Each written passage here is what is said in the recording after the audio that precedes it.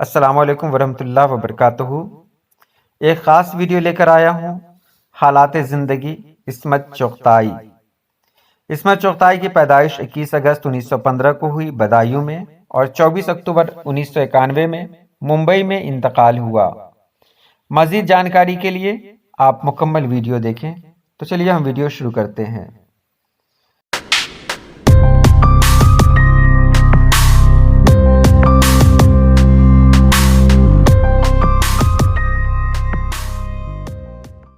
نام ہے عصمت خانم چغتائی عرف چنی بیگم۔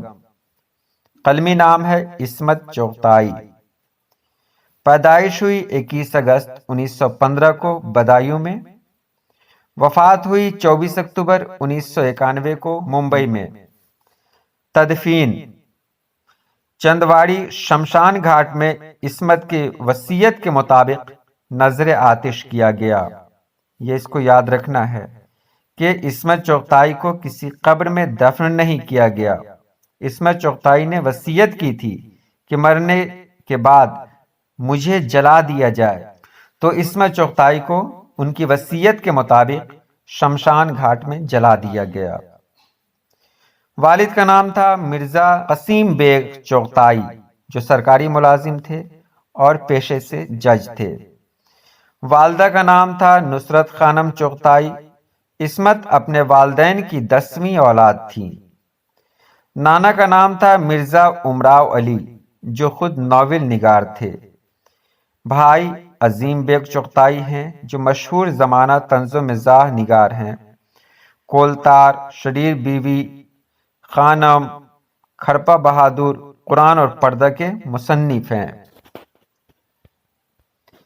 عصمت چغتائی کی تعلیم ابتدائی تعلیم گھر پر، اس کے بعد آگرہ کے میونسپل اسکول میں، میٹرک علی گڑھ سے، B A I T college Lucknow سے، بی ایڈ علی گڑھ سے کیا۔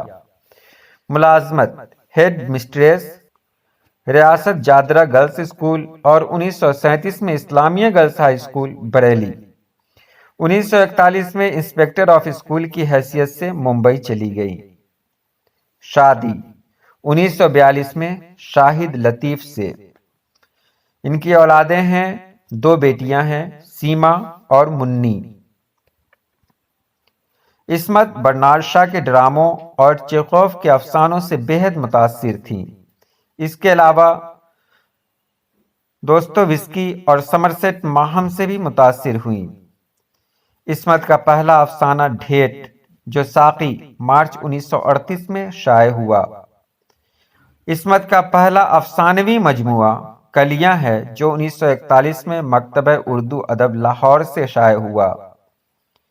عصمت کا پہلا ناول ہے ضدی، جو 1941 میں ایجوکیشنل بک ہاؤس علی گڑھ سے شائع ہوا۔ اور عصمت کا پہلا ناول کا مجموعہ ہے 3 اناڑی، جو 1960 میں مکتبہ جامعہ دہلی سے شائع ہوا۔ تو آج کے لیے اتنا ہی، پھر ملتے ہیں اگلی ویڈیو میں۔ اللہ پاک آپ سبھی لوگوں کو خوش رکھے، آباد رکھے۔ اللہ حافظ۔